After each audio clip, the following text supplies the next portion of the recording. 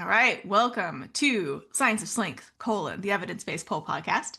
And I am joined today by someone who is not a pole dance researcher, but is a dance scientist and looks at the biomechanics of dance, currently working on her PhD.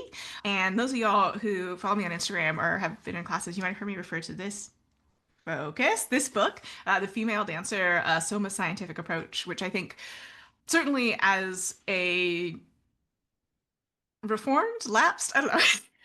Former researcher myself who is now teaching dance full time, I think speaks to a lot of the things that I care a lot about, and also some of the not necessarily tensions, but complexities of dance and doing research on that.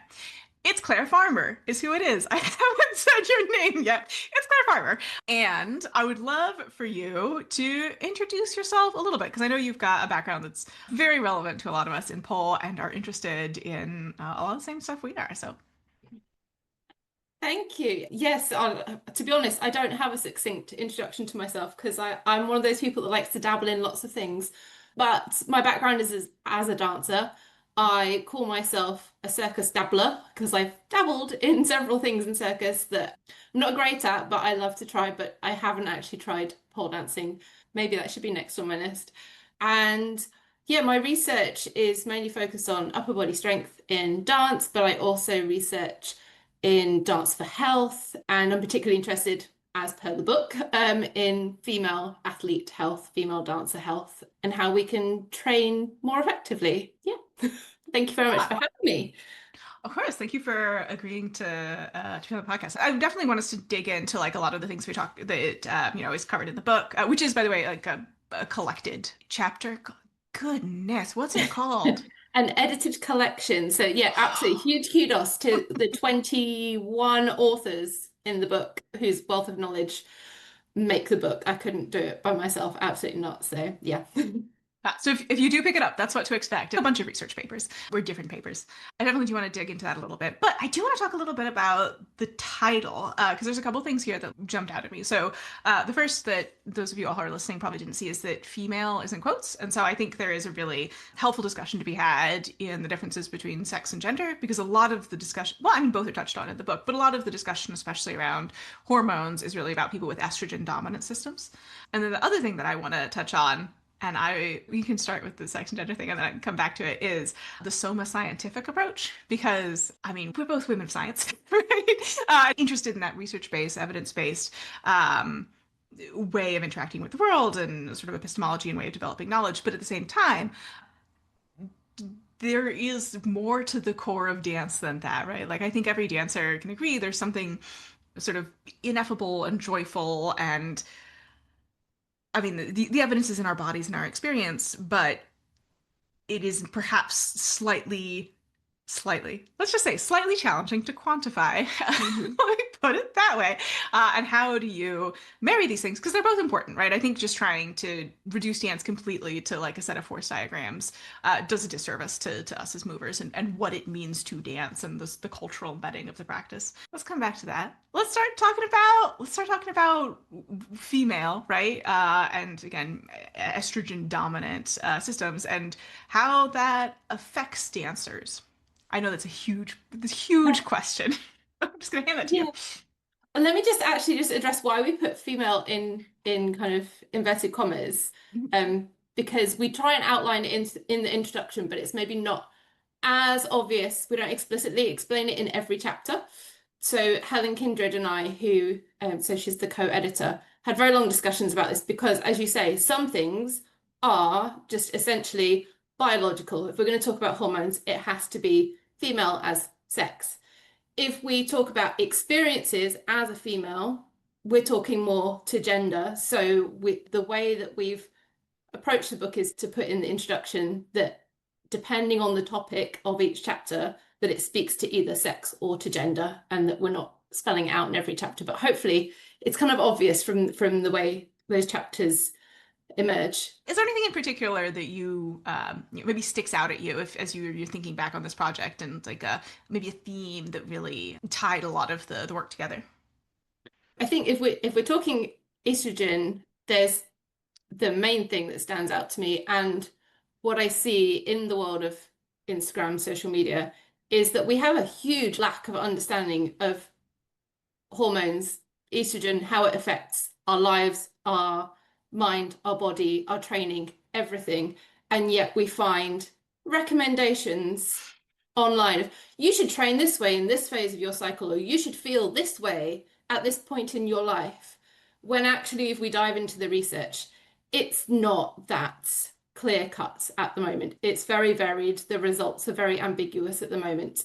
And so it's hard to say we should be training this way, we should think about these things when we still don't have the answers because the research is so far behind on female health. So that definitely stands out to me as something that impacts so many of the chapters, so many areas of our life and our training, and yet we can't have the answers just yet. Yes, definitely a lot of misinformation out there around what's the thing that I keep seeing, like balance your hormones, fix your hormones by eating the right number of cups of celery or something. It's like this, there's no research to back this up. You were making this up to sell your celery cups. Yes, I mean, I could go down a very big rabbit hole about the health industry and how it utilizes that lack of information in female health to sell us fat loss products, balancing your hormones, drink this tea, drink this supplement. But I think that might be a discussion for an entire podcast on its own. Yeah, fair enough. So that's more on the sort of like the hormone side. Do you want to talk a little bit about some of the things that came up more on the gender side in the social aspects of dance and how that affects people? Yeah, I think there's a number again of, of areas within that because there's the just existing in the space, especially in weirdly in dance, and I actually don't know if this is, I presume this is similar in pole dance specifically, that the participants are predominantly female or female identifying, and yet the leadership in dance is predominantly male.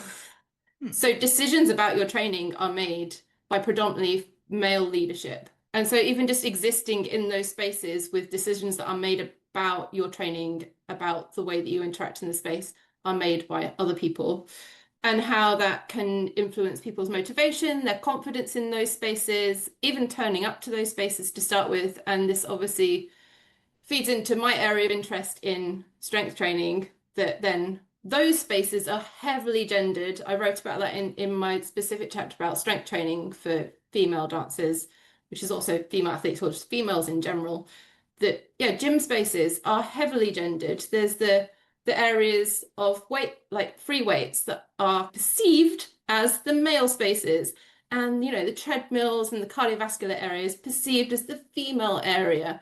And yeah, there's that feeling of moving into the free weights training area. There's a lot of things that come with that that perhaps men in those spaces don't have to think about, of how I feel, am I being watched, am I doing it right, should I be here? So there's a lot of societal, cultural norms at play that need breaking so that we can enter these spaces and feel confident in what we're doing. Yeah, definitely. Especially thinking about like gyms and like locker rooms. Obviously, for folks who are gender fluid or trans, obviously, any sort of gendered attention is going to be even greater for some folks. So I'm more on the recreational side rather than the professional performer side. I don't have the stats off the top of my head on this, but I would guess that the majority of strip clubs are owned by men. So I think even though that dynamic is quite different, because at least in the US, strippers tend to be independent contractors, certainly a lot of choices about how they show up are made by men. And I know less about, usually it's gay clubs where men are stripping. So but yes, I do think there is that same sort of thing. Obviously not as conversant in pole and also male gaze, but there is a really interesting chapter in the book about male gaze, and not just in pole dancing, but that a lot of perceptions of the world, but also specifically dance, come through male gaze and the choreography, the aesthetics of dancers. And therefore, although there's pole fitness and it has seen a huge increase in popularity, that there is still the dominance of the sexualized view of pole dancing. As you say, it is sexy, but that specific strip club narrative is the overarching one because it comes from kind of male gaze. But I say it's not really my area, but there is a really interesting chapter about it. Plug in the book again. And just for folks who are listening, that is Gaze, not Gays. I've had people be confused about that before. Yeah, It's the gaze as looking in one. vision. Yeah, yeah, yeah, yeah. That is interesting because I am aware of stage shows that are specifically women for women that are sapphic, that are burlesque, but I don't know off the top of my head of any that are pole that are specifically sapphic. Certainly, queer, yes, but yeah, that is interesting. That had never occurred to me before. It may be something that's a little bit more common in the burlesque scene. Interesting. Gender, man, keep showing up. The thing that you brought up about having barriers in, and I think of it in the sociology framework of habitus, right? Like, what would you consider normal? What would you consider within your like regular range of things you can do, right? And it's a very overloaded term, but one way that I think of it about it is like, am I going to go to this restaurant or not, right? And certain restaurants, I'm like, yeah, sure, that fits with my social class, that fits with, my budget, that fits with where I am geographically. And other restaurants, I'm like, absolutely not, I'd never go there, right? Like I don't think I've ever eaten at a Michelin star restaurant. If someone was like, "Hey, you want to come with me?" I might say yes, but like it's just not in my like range of things that I see myself doing. And when we think about exercise and especially strength training, I agree with for a lot of folks, strength training and resistance training and lifting weights isn't necessarily something they see themselves doing. And I think that pole can sometimes be a little bit of a gateway drug because people are like, I want to do cool shit. Oh, I gotta get a bit stronger, so maybe I'm gonna do some conditioning, so maybe I'm gonna add some weight training. So it can be a way to sort of reduce that friction. So I'd love to hear more about what you've learned about that transition and getting people from the dance studio into a weight training environment and some of the challenges and then maybe some of the things that have made it easier for people. Yeah. I mean, I think a lot of this comes down to myths. Myths Mm. that we all believe until someone actually proves it wrong, that tend to be very perpetuated in dance as well. So I do work with ballet dancers, with contemporary dancers, Mm. a little with kind of hip hop dancers, and then some circus artists as well. So there's a range of experiences there, which is actually quite interesting. Yeah, in terms of strength training for dancers, ballet is the harder one. So I have just done some research that was looking at lifts. And as much as I'm a proponent of like women can lift as well, when I did the research, the female ballet dancers weren't actually lifting that much in the performances, which is kind of what we expect, except in more contemporary choreography where they might do a little bit. And the men were doing a lot more lifting. In contemporary, though, there's kind of equal amounts of lifting, and there's also a lot of handstands, having to hold your own body weight, lifting with other people, women lifting men, all those sorts of things. And then obviously in aerial arts, you've got to lift yourself. So actually, when I was doing some work with circus artists and I did some research on perceptions of strength training between dancers and circus students, I thought the circus students were going to be far more confident in strength training because there's a lot more at risk, right? You've got to hold yourself in the air. If you don't have the strength to do that, then you're falling to the floor, and there's a lot more at stake than falling from standing on the floor. Obviously, neither don't want injuries, but I really thought they were going to be far more for it than the dancers. But actually, what's really interesting is I think perceptions are slowly shifting. They're not completely shifted, but all the dance students I speak to, they understand the need for strength training. They know the choreography is hard. Like you say, it's like, I want to do that movement, especially with social media, like that trick, I want to be able to do it. But to do that, I know I need some strength. So they know they want to do it. The trouble we're in now is they don't know how because they haven't got that specialist knowledge. So we've had this myth of strength training is going to make you big and bulky, it's going to ruin your flexibility, these things that go round and round. And I feel like I've said it a million times. It's not true. It's not true. You're not going to get huge muscles like a bodybuilder from picking up some weights. So we end up in this kind of perpetual cycle of, oh, just do like little 3 kilogram weights and do muscular endurance. But actually, you need to build your strength. And that means lifting heavier weights. But that's not going to mean huge muscles. That kind of comes back to the whole hormone discussion. You need more testosterone to build bigger muscles. And even for the guys, it's still hard to build those huge muscles. It's just not going to happen. And the flexibility thing, I think, again, comes from more bodybuilders where done loads of strength training. They didn't do any stretching at the same time. So yeah, they lost their flexibility. But if you do both, then you're going to keep your flexibility, but you're also going to be stronger. And more importantly, especially if you're hypermobile, you have loads of range of motion, you're going to be strong in that range of motion. Way safer if you're doing any kind of physical activity, but especially kind of pole, aerial, etc. So yeah, there's a shift in I want to strength train, which is great. I love it because eventually those people will become the teachers and it will get better.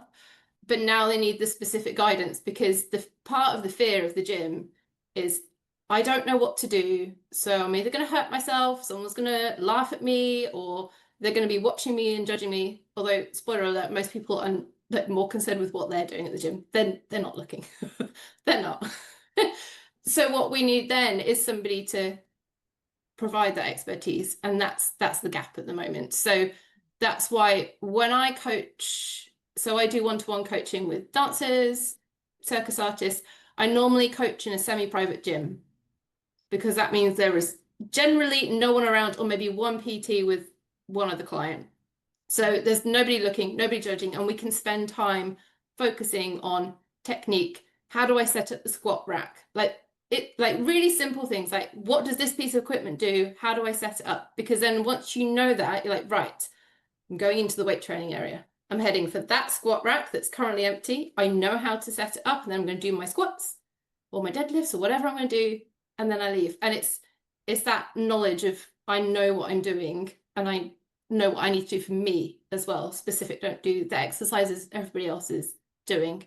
So yeah, it comes down to education, I suppose, because the other thing that people don't talk about, you start lifting weights, yeah, you get stronger. It's great.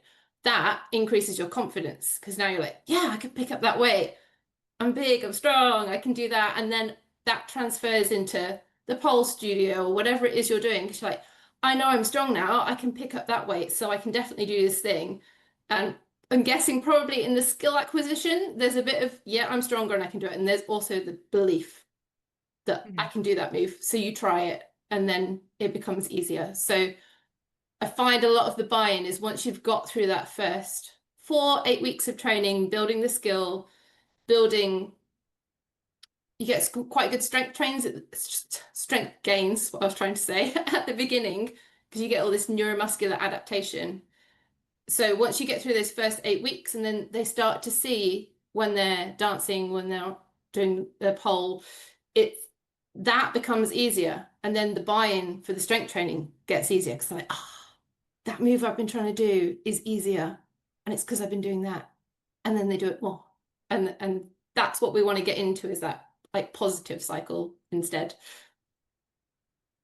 Yeah, yeah, I like that. So I would say sort of the two themes that I was really picking out there was A, just knowing what to do, right? The education component, like you mentioned, but also the emotional component, right? Like feeling confident, having from psychology like a sense of self-efficacy, right? Like you can do it. You're going to have success when you try something, and then building up that history and be like, yes, I can do it, yes, I can do it, yes, I can do it, and then getting to having that branch out into other parts of your movement life as well. Yeah, definitely. It's like with everything, it's a self-fulfilling prophecy, right? You don't believe you can do it, and then you don't try, or you can't. It's like push-ups. Everyone hates push-ups. Like, I can't do push-ups. Well, you're not going to get better at push-ups if you don't do the push-ups. But once Yes. you get through it, they get better, and you go, I can do them now. So like there's this thing, we go to the gym and we train the stuff we're good at Mm. because it feels good, right? You don't want to train the stuff you can't do. It's like my physio keeps telling me to stop doing so many calf raises because my calves are too tight. But I know I'm good at them, so I keep doing them. But actually, yeah, so if you push through the hard stuff, the stuff you're not good at, eventually it will increase your kind of motivation to do that thing. And then you get better at it. Yeah. Yeah, and I think there's also, you mentioned the sort of the neuromuscular adaptation. You have that like really fast learning and adaptation at the beginning. But I'm talking to polars here specifically. I know what y'all are doing is you are trying to find the hardest conditioning exercise you can, and you try it, and it's impossible. And what your conditioning is you trying and failing a bunch, and you will get better adaptation and also feel better about yourself if you find the variation that's appropriate for your current strength level, and then work there. And I know y'all love to do hard stuff, and I see it and I appreciate it, but there is such a thing as too hard when you are selecting an exercise for yourself. Definitely. I think this is one of the biggest mistakes, like two biggest mistakes people make in like they've joined the gym and they're like, great, I'm going to go, is not including what's called progressive overload. So like you say, starting with something that's, hard, but you can't not pick up the weight. So it's hard, and then eventually that gets a bit easier. So then you either do more reps or you increase the weight. And then eventually that bit gets easier, and then you increase it again. So there's little step-by-step progress instead of either, like you said, go straight for the hard stuff. And then you're not going to be motivated because you can't do it. And yeah. Or not changing your program and then you plateau. So you might get some good strength gains at the beginning, and then you're not increasing the weight, you're not increasing the repetitions, you're not increasing how difficult it is. So you just stay the same. And then also you get bored because you're doing the same thing. So there are a multitude of exercises that target the same muscles. So there's nothing stopping you mixing up your program like every 4 weeks, change it, pick a different exercise that targets the same muscles, but it's something different for your brain, keeps you interested. Or if you're doing several workouts in a week, instead of doing the same workout 3 times a week, do 3 different ones that target different parts of the body, different muscles, or the same muscle groups, but a different exercise. And then it keeps you interested, and then you want to keep doing it. So they're the 2 things that I think people find they're just stuck in a little rut of plateauing or doing the same thing over and over and expecting to be stronger. These are, of course, things that you can do for yourself, especially if you want to do the research about it. But it's also where a trainer can really help you, or a personal trainer, or someone who can help you look over your program, build program for you. Some folks like sell pre-made programs and just make sure that you are, using your time effectively, right, is what it comes down to. Because especially, if you are conditioning for something else, right? I don't have infinite time to condition for pole. I do, maybe like 2 hours a week, not actually pole dancing that I'm doing as conditioning, which is, it's fine. But it is not the thing that I want to be doing. So when I am using that time and when I'm doing programming for my students, I try to use time efficiently and make sure that you're getting the most bang for your buck. And that's, I think, one of the big benefits. But of course, you can figure it out for yourself as well. Yeah, I am a huge advocate of efficient workouts. When I go to the gym and I'm out the door again 50 minutes later, I don't have time to hang around. Just small, if you plan it effectively, and yeah, exercises that you get the most bang for your buck out of, great, do that. Or if you don't have time, calf raises while brushing your teeth, squats while you're waiting for the kettle to boil. There's ways of kind of microdosing it into your life if you need to, if you're really busy. So like trying different things and see what sticks, I suppose. Yeah. Yeah. When I was talking with Emily Sherb, one of the things that she brought up was like, you are the scientist of your body, right? Like you are there may be general recommendations that work for most people in the population, but may or may not work for you. And the way that you're going to find out is trying it and taking note and seeing what it's like in your body. Yeah, absolutely. Yeah, it's like science is great, but it's normally averages, right? And normative data for the normal person that fits in this little bracket, when most of us live probably at the edges of brackets or over the edge. So yeah, it's absolutely take the thing, try it out, see if it works for you. And if it doesn't, that's fine as well. It doesn't mean you're abnormal. It just means you don't fit in the normative data of everybody else. So yeah, absolutely. Yeah. Way back at the beginning of the episode, we were talking about the title. I like this term, Soma Scientific. And I think I think somatics is a pretty overloaded term, right? I think a lot of different people use it in a lot of different ways. So would you like to talk about what you mean when you say Soma and what you're trying to convey with Soma Scientific? Yeah. So first of all, I can't take credit for that title because that was all Helen. It was Helen's idea to have Soma Scientific as kind of one word. So Helen actually is a hugely experienced somatic practitioner. So she works with Bartenia fundamentals. So she was kind of I do work in somatic practice, but Helen much more so. So she was much more of that side of the book of the intertwining of the science and the somatic practice.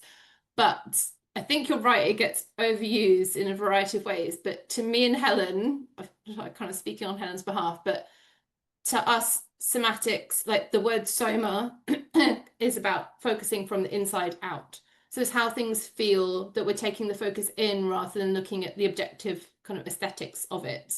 How does the movement feel? Can we generate movement from elsewhere in the body? And paying attention to the sensing, the feeling, the action, everything that goes into the movement without just quantifying it, I suppose, and being very objective from the outside. So in terms of somatic practice, that's things like Feldenkrais technique, Alexander technique, body-mind centering, idiokinesis, Bartenia fundamentals, and then Pilates and yoga, which I say tentatively because I think that's where some things get a bit blurred. Because if we're going to traditional yoga, yes, somatic practice, very kind of internal focus, and same with traditional Pilates. But there are strands of that I would probably say now are not so focused on that internal exploration and internal focus. But also, I suppose, somatic as in the lived experiences, which is a lot of where that title comes from in the book, that it's that intertwining of the things we read in the science that we can apply, but actually, like we were just saying, actually, if I then apply that into my life, how does it feel for me as a lived experience in my body? Maybe it doesn't fit as well as that objective quantified view.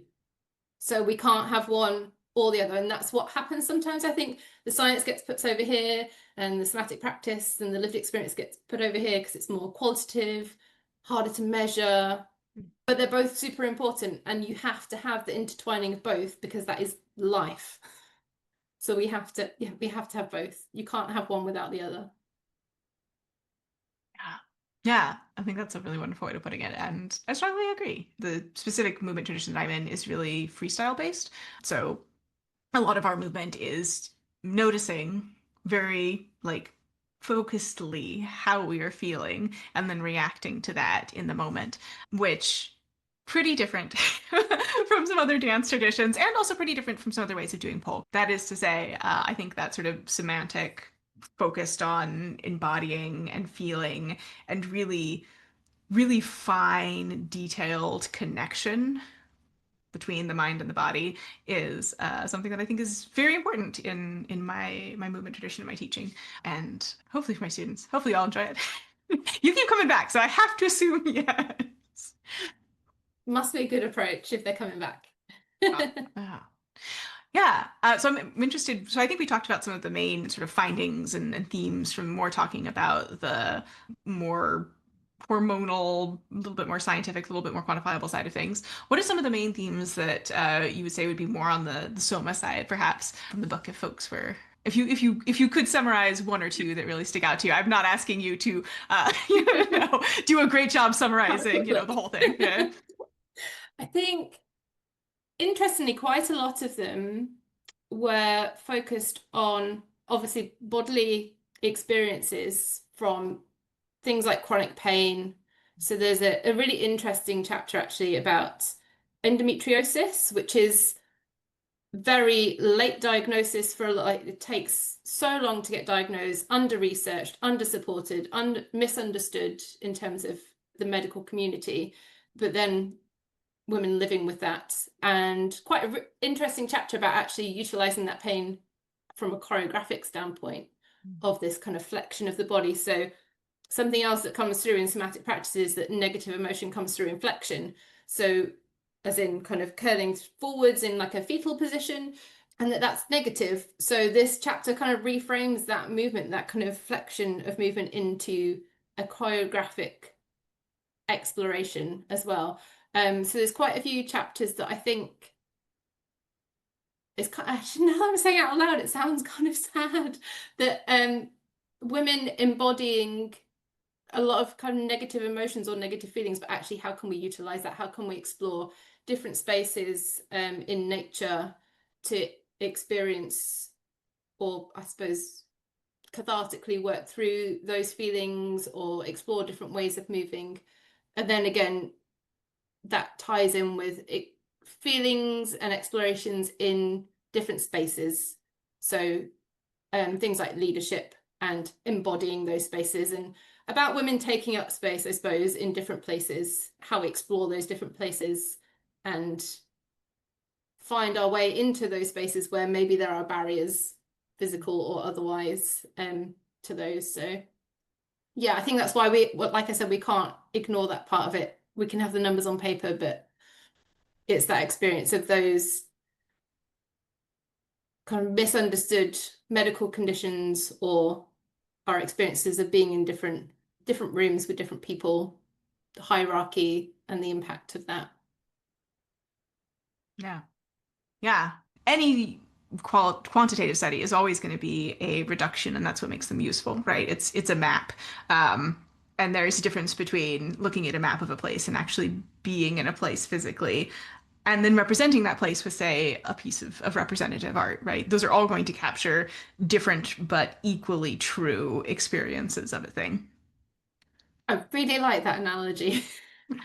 Especially as someone who likes to go exploring in the countryside, I really like that. Yeah, they're all different sides of the same coin, right? It's important to have it all. Although I will just say on the research front that there is a bigger push more and more for multimodal research that has both. Because like you say, you can't tell the whole story with just one side of it. So the kind of research that's got that quantitative data, but then it's got the human voice in it as well. So important, especially I think in the arts, to keep pushing that kind of research design forward. Yeah. Yeah, and I think it also brings in the kind of anthropological understanding that you as the researcher are also in culture, right? You are not an alien, bodiless entity beamed in here and able to be completely impartial. You are also within it, and everyone that you are talking to is also within it. So acknowledging the subjectivity of work, I think, is a challenge, but important. Uh, Also, I mean, anyone who has done both qualitative and quantitative research knows that qualitative research is much harder. Oh yes, Much harder. that's why I do biomechanics. Yeah. Yeah. If folks wanted to, I mean, I'm just gonna pitch the book. Yeah, there we go. Which is The Female Dancer, Soma Scientific, that's hyphenated approach. And the link will be in the down there as well, edited by Claire Farmer and Helen Kindred, who he mentioned a couple of times. But if, besides perhaps just reading the book, if folks wanted to learn more about your work or wanted to follow you and keep up with what you're doing in the future, where's places they could do that? I have to admit, I'm not very good at the socials, but I am on Instagram at DanceSci, as in the shortening of dance science, dance SCI_Claire. Or my website is very simple, which is clairefarmer.co.uk. I love chatting all things dance science, circus, etc. So I'm always happy for a cup of coffee in the chat about anything that interests people. I will waffle on for a really long time about it. So yeah, always happy if people to reach out for a chat or training recommendations or research collaborations, anything. I'm a huge geek on that front. So Awesome. Well, listeners, not to call you out, but I know y'all are geeks too. So I think you found some of your people. Well, thank you so much for joining us today on the podcast, Claire. I hope you had a lovely time. I certainly had a wonderful time talking with you, and I'm sure everyone listening also enjoyed it. thank you. Yeah, it's been great to chat. So thank you very much for inviting me.